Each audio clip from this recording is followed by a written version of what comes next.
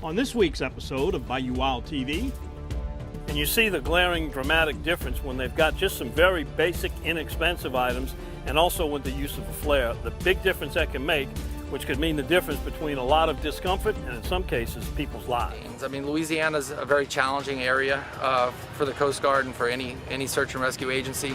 The western reaches of the AOR, like out by Vermilion, that area, it can take anywhere from 30 to 45 minutes. It's an hour sometimes to get an aircraft on scene. Surface resources are even more of a challenge for the Coast Guard, and we rely a lot of times on our local agencies and local state, county, and parish agencies in the area to get there quicker while we're en route, especially with aviation resources like the 65s that we have in the New Orleans area. In today's world with smartphones, I mean, every smartphone can give you a latitude and longitude. And if the families knew where that latitude and longitude of that duck blind would give us a huge advantage in trying to locate these people before the situation deteriorates and becomes a life-threatening situation for them. Closed captioning is brought to you by Global Outdoors.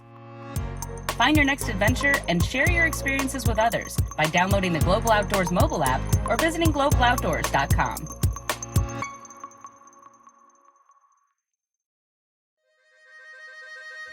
Every day, we strive to preserve traditions that have spanned generations. Around every turn of the bayou, Mother Nature reveals unique people, places, and experiences. And the bounty of animals and fish. Well, in Louisiana, we just call that lagniappe. I'm Don Dubuque. I'm Chris LeCoq. I'm Captain Martha Spencer. Join us as we document the adventure, sportsmanship, and heritage that make us Bayou Wild.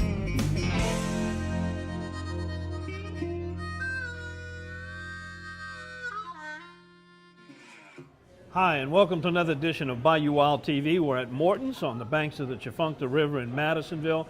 And Martha, you know, we've got duck season is here, and typically along with duck season comes bad weather. Approaching fronts, sometimes close to freezing weather, and that can create some hazardous conditions for duck hunters. So today, we're going to show you a U.S. Coast Guard exercise, helping if you become stranded, taking some activities and some action that might save your life. We're going to do an exercise with a cameraman aboard a Coast Guard rescue helicopter. We're going to do 3 passes. What we've done is we've staged 2 duck hunters in the marsh just where the Murgo and the ICW splits, Mississippi River Gulf Outlet. I've created a search pattern for the HH-65 helicopter. Basically, we call it a creep search. It's basically legs going back and forth, and just try to get some education as to what we go through out there when we're trying to search for these people out in the marsh. Good morning, this is Delta Radio Guard with you at this time at 04 POV.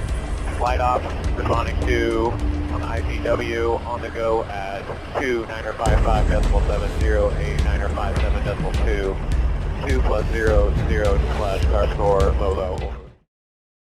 In Louisiana, we live to cook, and we know a little Louisiana flavor brings any meal to life.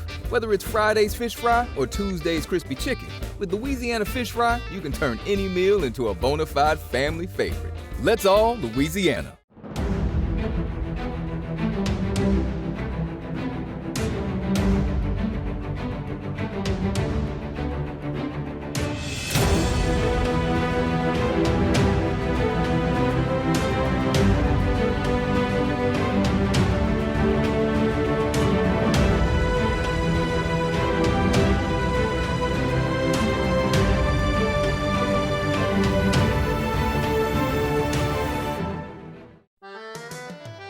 We're in our new season of Bayou Wild TV, and that means new merchandise.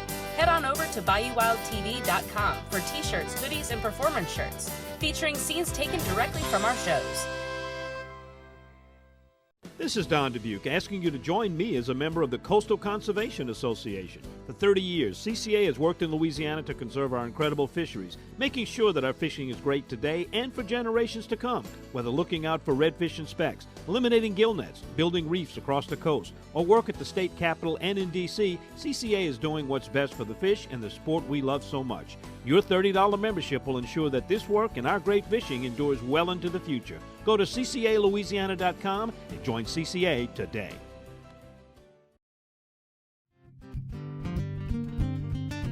Now, we all know someone, and maybe in your own personal case, have had problems duck hunting with safety.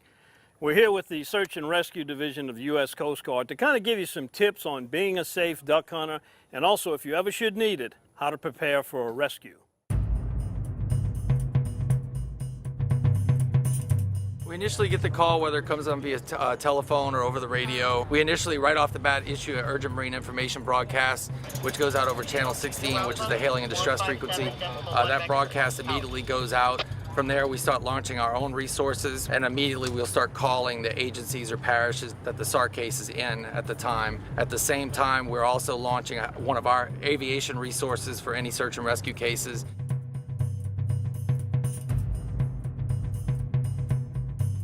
As well as launching our surface resources, whether it's Station Venice, Station Grand Isle, or Station New Orleans that is in the area. In open water, obviously, we have larger resources like the 87-foot patrol boats, but once we get inside waters, internal waters, especially with the challenges of the shallow marshes of southeast Louisiana, a lot of times our resources are even constrained by the draft. And we have to rely on the local law enforcement and water patrols that are in the agency because they'll have the shallower type resources like airboats, mud boats to get in those areas. Well, usually with a duck hunter, obviously you're always dealing with very shallow water. A lot of times the families, depending on where we're at, we may not be able to get communications with them, whether they do or do not have a VHF radio. Sometimes most people rely upon their cell phones these days to communicate and may not have a VHF radio for thinking that because they have the cell phone, they can reach out. But when you get in some of the outer reaches of the area in Louisiana, you may not have cell phone reception. There's things that people can do to increase their chances in these types of situations. We're going to do an exercise with a cameraman aboard a Coast Guard rescue helicopter.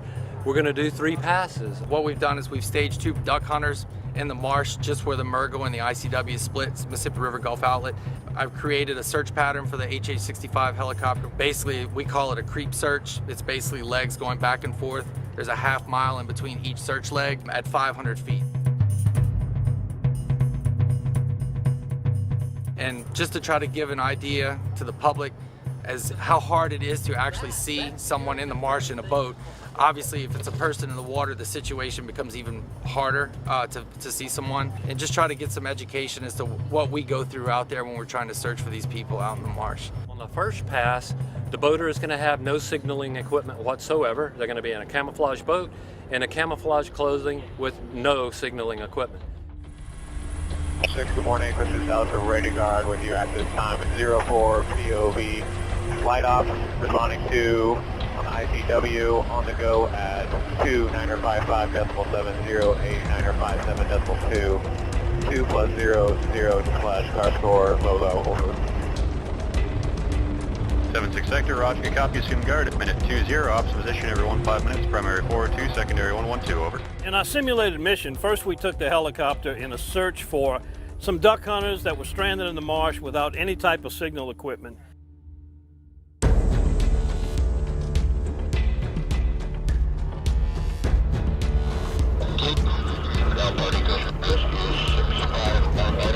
Frequency, that's going to command post down. Numbers on this power,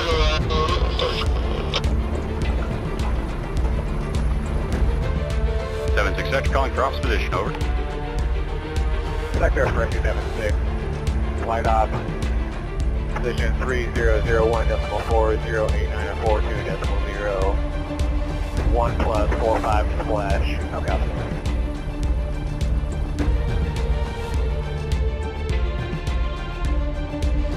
And this is what it looks like from the air when they're searching for survivors.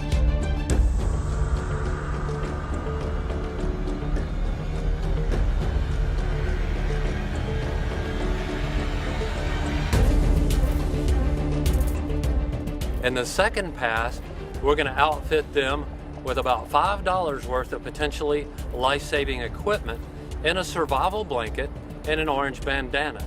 And we hope to illustrate just how effective these passive signals are at gathering the attention of our rescuers.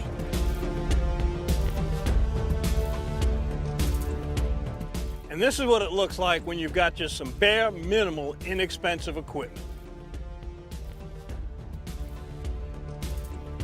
And you see the glaring, dramatic difference when they've got just some very basic, inexpensive items and also with the use of a flare. The big difference that can make, which could mean the difference between a lot of discomfort and in some cases people's lives. Any types of sound producing devices, signaling devices, flares. I mean, a lot of times you see the helicopters coming and people immediately shoot off a flare. A key piece of information, crucial piece of information is making sure that that helicopter can see that flare. If you're looking at the rear aspect of the helicopter, the flight crew may not see the flare, so you might want to wait to shoot that flare off until it's obvious that that helicopter will see that flare once you expend it. When cell phones don't work because they're out of signal, or you're not near a tower, or you're a provider that doesn't have a signal there, we can usually, close to shore, especially in the marshes of Louisiana, we can always hear a VHF radio on channel 16. You call out to the Coast Guard on channel 16, we have a watchstander monitoring that frequency at all times. There's 9 antennas spread throughout Louisiana that we can pick up anybody that's calling out on channel 16. I mean, Louisiana's a very challenging area for the Coast Guard and for any search and rescue agency. The western reaches of the AOR, like out by Vermilion, that area, it can take anywhere from 30 to 45 minutes. It's an hour sometimes to get an aircraft on scene. Surface resources are even more of a challenge for the Coast Guard, and we rely a lot of times on our local agencies and local state, county, and parish agencies in the area to get there quicker while we're en route, especially with aviation resources like the 65s that we have in the New Orleans area. In today's world with smartphones, I mean, every smartphone can give you a latitude and longitude. And if the families knew where that latitude and longitude of that duck blind would give us a huge advantage in trying to locate these people before the situation deteriorates and becomes a life-threatening situation for them.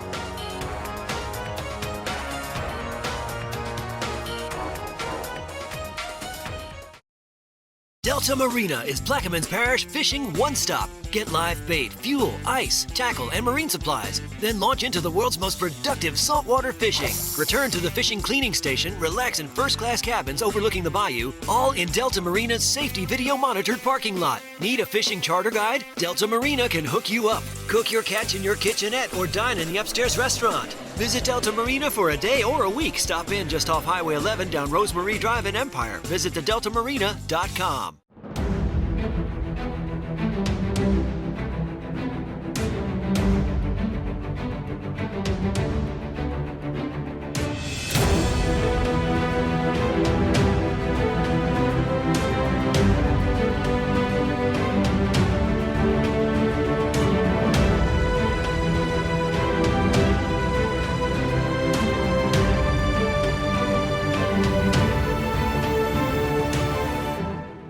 In Louisiana, we live to cook, and we know a little Louisiana flavor brings any meal to life. Whether it's Friday's fish fry or Tuesday's crispy chicken, with Louisiana fish fry, you can turn any meal into a bona fide family favorite. Let's all Louisiana.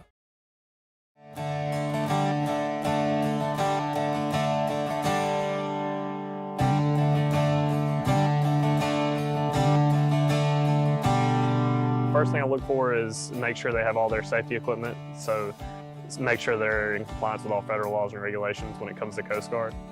Make sure they have their life jackets, and make sure they have their Type 4 throwable and their sound producing devices. With those Type 4 throwables and the life jackets, I make sure they have it readily accessible, so if something does happen, they can get it in a timely manner. Being in the Coast Guard and everything, I try not to violate, I try to educate. If they have it on the boat and they can fix it on the spot, I try to make sure they do so, but not having life jackets is a big issue. People come out without life jackets all the time, and that can save their life in the long run. Whenever it's like foggy or say it's just at dusk, they need to have their nav lights on. If it's in the morning and it's foggy, you definitely need to have it on for restricted visibility purposes, and it can save someone's life because they can see you, and if you don't have them on, someone can run up on you. Now, a good idea besides your personal flotation devices is put together a little kit of items that you might need. Anything you think that will become handy in keeping you a survivor and helping them find you during a rescue. And put it in a box that's waterproof, called a ditch box. So what we have here is an inshore ditch box, just some often inexpensive equipment that can make a life-saving difference on the water. Starting over here, we have some active signals. This is a signal mirror that can be used to draw searchers' attention. We have flares. We have a whistle that can be an attention getter if we have a search going on in the fog. We have light sticks that can be waved. We have lights that can be waved at searchers at night. Our pilots fly with night vision goggles, so any form of light whatsoever really stands out on those night vision goggles. We have some passive signals here. Just a silver emergency blanket, in addition to providing the insulation that you're going to need if you're out there cold and wet. It's a great signaling device. It really attracts the attention of searchers. And then something as simple as an orange bandana on your head can make a life-saving difference. We have a horn that you can make noise with. Also in our ditch box, we have communication devices. So many people rely on their cell phone but don't think about keeping their cell phone dry. An inexpensive waterproof pouch for your cell phone will keep it dry and keep it available for use if you need it. Because so much of our marsh here in South Louisiana is out of cell phone range, a floating waterproof VHF radio can be a great way to talk to the Coast Guard. Failing that, something like a PLB, that's just a small compact EPIRB that's made for wearing on your person, is an important item to keep in the kit. Some first aid items and the means to start a fire are great things to have in that kit. Hello, I'm Sergeant Nick Guillory with the Louisiana Department of Wildlife and Fisheries Enforcement Division. With duck season approaching, I want to go over a few safety tips while you're in your vessel. Even though hunting is the main priority, it's important to understand that you're still responsible for all boating laws and should follow all boating rules and regulations. Remember, if you hunt from a boat, you're not only a hunter, but you're also a boater. Many hunters utilize smaller, flat-bottomed vessels to access their hunting areas. Keep weight low and distribute the gear evenly in the vessel. Always check the weather before departing your trip. Stay as close to the shore as possible to avoid choppy waters. While hunting migratory game birds, it is important to remember that any vessel that is hand-tillered and under 16 feet in length, all occupants in the vessel must wear a PFD while the vessel is underway. Be aware of the laws when transporting firearms in a vessel, whether on public or private land. Ensure that all firearms are always unloaded with the safety on and are secured in a gun case when they're being transported through a wildlife management area. Keep in mind, it's a violation of the Migratory Game Bird Treaty Act to rally or stir up the birds in any kind of way. Furthermore, when hunting from a boat, ensure that the vessel has come to a complete stop. A complete stop is when all forward momentum of the vessel has ceased. There are a few things to keep in mind when hunting from a blind. First, make sure that your firearms are unloaded and the safety is on. Don't load your firearms until everything is set up for the hunt. Each hunter in the party should be in the blind and ready for the hunt before the firearms are loaded. Remember, if you have a dog, only have your firearm loaded when it's in the hands of the hunter. Keep all firearms in secure position to avoid any mishaps with your animal. Ensure that all hunters in your blind understand the safe zones of fire. It's important to be mindful of your hunting partner's position and maintain those safe zones of fire. Here's another example. While one hunter may be keyed in on their target, they pull back their barrel the moment another hunter enters their line of sight. During duck season, if approached by a game warden, remember to have the following: a basic hunting license, a Louisiana duck stamp, a federal duck stamp, your HIP certification, non-toxic shot, a properly plugged shotgun, and if required, your hunter safety card. Have a safe and productive hunt.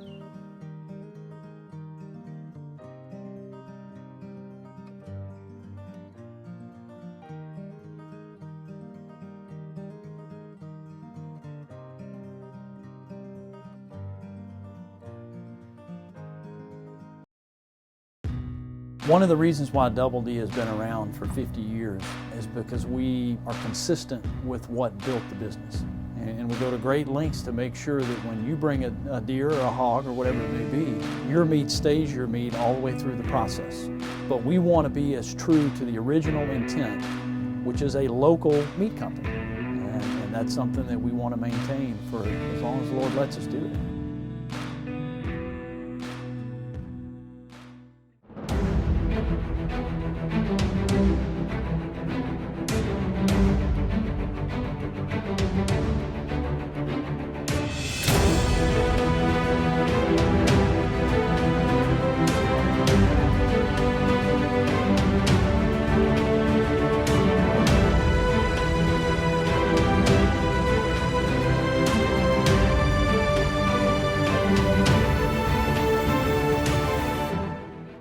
This is Don Dubuque asking you to join me as a member of the Coastal Conservation Association. For 30 years, CCA has worked in Louisiana to conserve our incredible fisheries, making sure that our fishing is great today and for generations to come. Whether looking out for redfish and specks, eliminating gill nets, building reefs across the coast, or work at the state capitol and in D.C., CCA is doing what's best for the fish and the sport we love so much. Your $30 membership will ensure that this work and our great fishing endures well into the future. Go to ccalouisiana.com and join CCA today.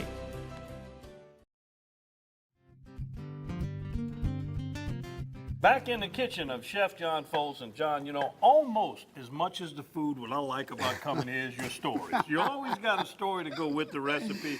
Now, death by gumbo, you got to confirm, is there any truth to the rumor that it was so good somebody actually overdosed and ate it? Almost. Death by gumbo, which is the most, I think the most important dish at my restaurant revolution in New Orleans. And it was named by Craig Claiborne, the food editor of the New York Times, who called me to New York to say, you wrote a book called The Evolution of Cajun and Creole Cuisine, and we at the New York Times don't really think you can evolve Cajun and Creole cuisine. What do they know? You got to stay really tight. I said, he said, can you evolve gumbo? I said, well, I think we can do a pretty good job of evolving. He said, well, let's go ahead and do that. And I did it for the New York Times, and that's what made this dish famous. And of course, it's the dish that's sought after at Revolution.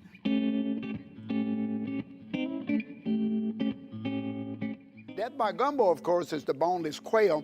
And the first question people ask is the difficulty of deboning a quail, a teal duck, a wood duck, which is probably the biggest duck you would want to.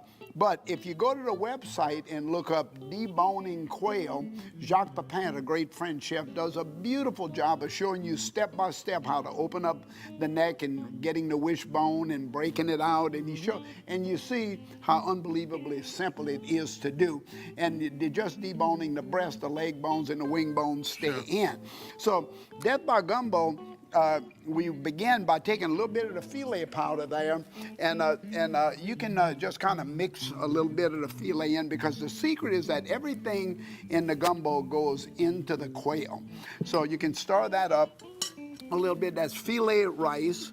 I'm going to put a little green onions and parsley into it as well, and then I'm going to spice it up with a little salt, pepper, and garlic. So now you have your filet inside of the rice, and that mixture is all well seasoned. So then what we do at the restaurant, we take the quail and we open it up from the back, and the first thing we do is to put a slice of that smoky andouille on. Now that's going to hold.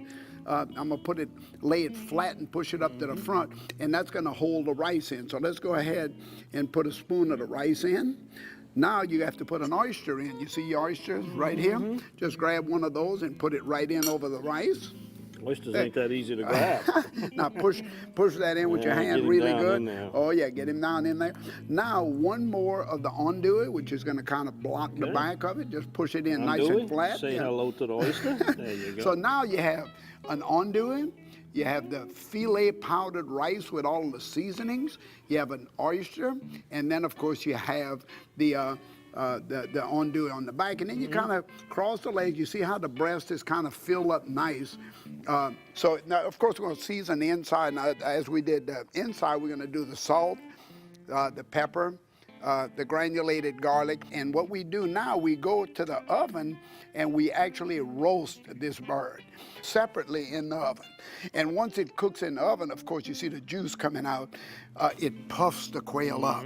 And so what we do for the restaurant, at the restaurant, is we take our paring knife, and if you can, just gently cut it to about right there from the leg, so we can open it up a little bit. Now let's talk about the gumbo for a minute. The gumbo is made with the bones of the quail, and then we put the bones of a Cornish hen. We roast them off with the quail bones, and then we strain all of the onions, celery, bell pepper. We just make a rich quail gumbo stock. And everything's out of it, because the idea is that once the quail goes into the plate, the gumbo's in, and then when you cut the quail, all of the ingredients fall into the gumbo. I'm going to show you how to do that in a minute. We're We're about ready to die by gumbo here, Chef.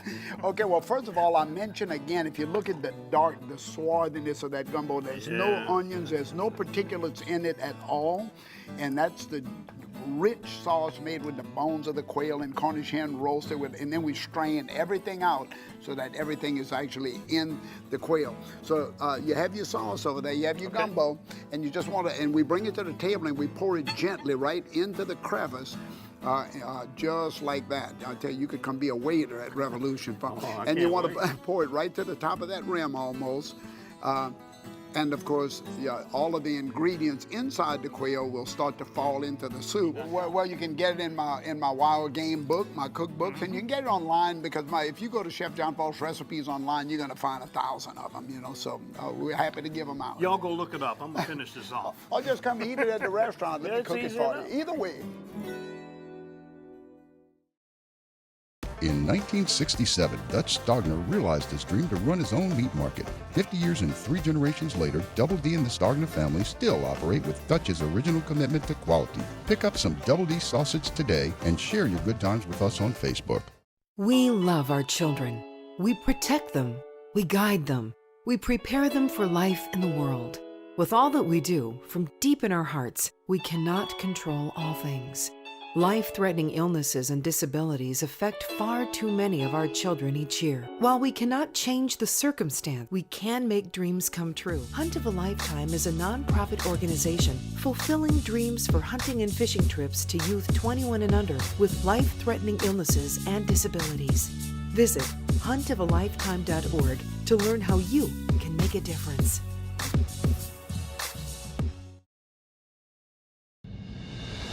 You're watching Bayou Wild TV, award-winning outdoor programming.